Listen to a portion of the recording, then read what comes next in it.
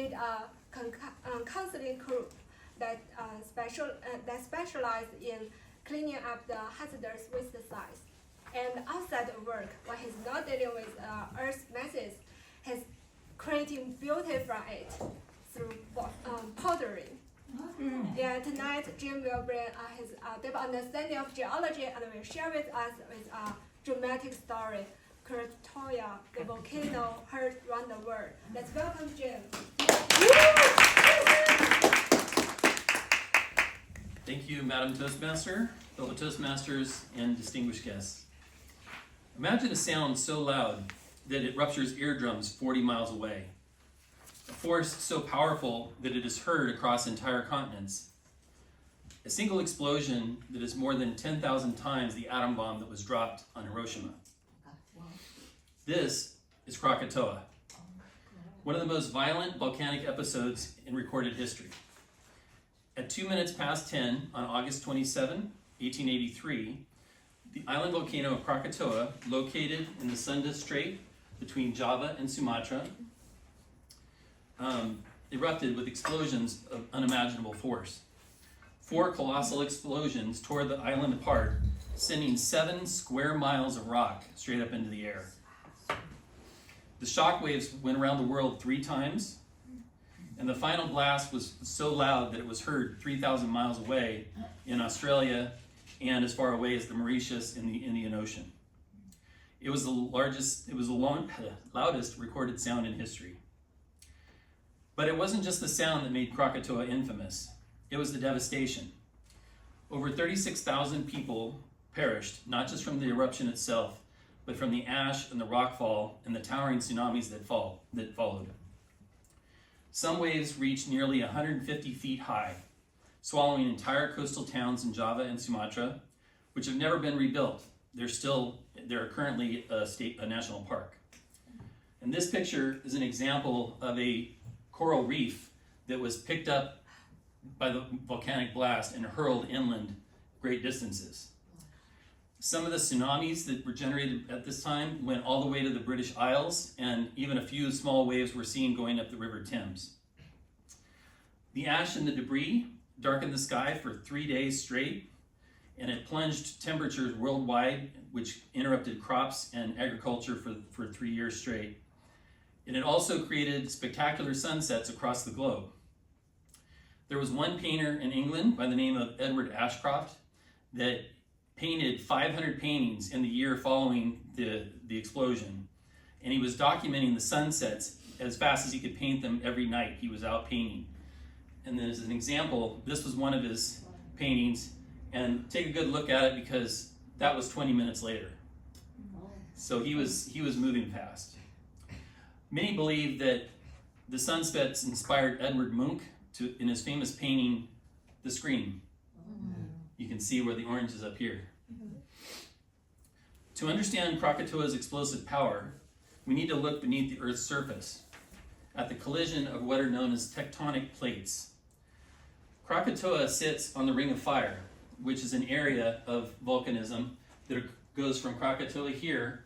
It goes up Mount Pinatubo, some of you may be familiar with from the Philippines, and then it goes all the way around to some place we probably are more familiar with, Mount St. Helens, and it comes all the way down to here.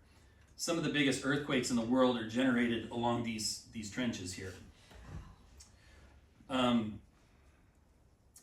Krakatoa, 2 massive plates, the Indo-Australian plate and the Eurasian plate, are locked in a slow but deadly embrace. And to give you some idea, this line right here, this dark blue line, that's what's called a thrust fault, where this plate here in the dark blue is being pushed underneath this light blue plate, and it's creating Krakatoa here. You can see that same red line. That's the thrust fault where it goes down and underneath. And underneath Krakatoa, you can see here, this is the one plate as it comes in and goes down, and here's the other plate that's pushing against it. And what happens is that as these plates come together, they melt the rock right down here, and they create magma, which rises up into what's called the magma chamber right below the volcano.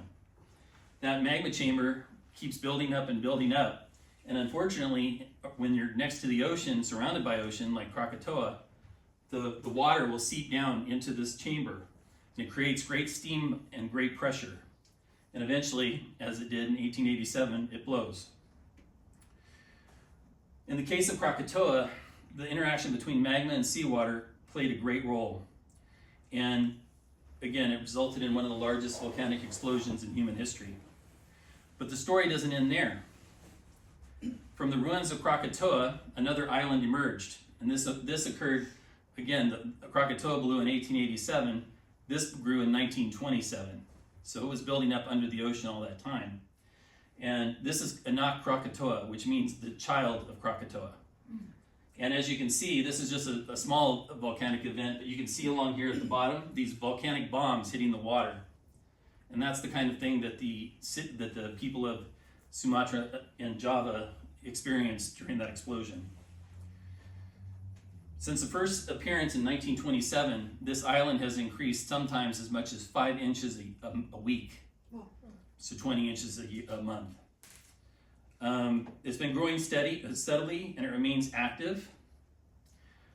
In 2018, this part of the island sloughed off and fell, and it created a tsunami, also known as a tidal wave, that actually killed another 547 people.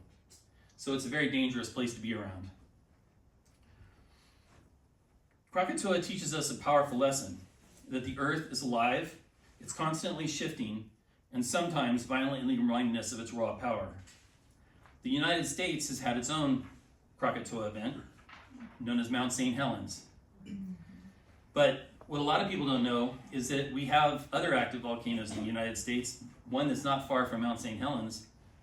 That's Mount Rainier in Seattle. And just so you know, I mean, the city has grown. This is an old photo. The city's grown right up to the edge of this mountain. And if it goes, it's going to be probably very, very scary.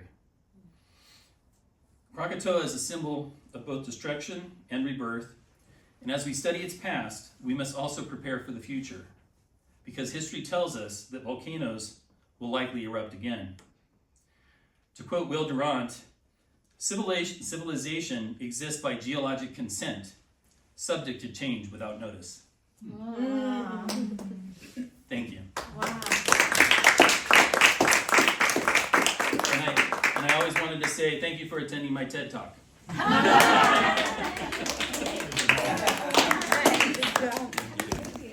Good job. Thank you. I love Thank the you, Madam information. Toastmaster. I really enjoyed the way you explained the complex topic, easy to understand. It's very informative. I learned a lot. It's like a scientific presentation. Thank you. Thank you.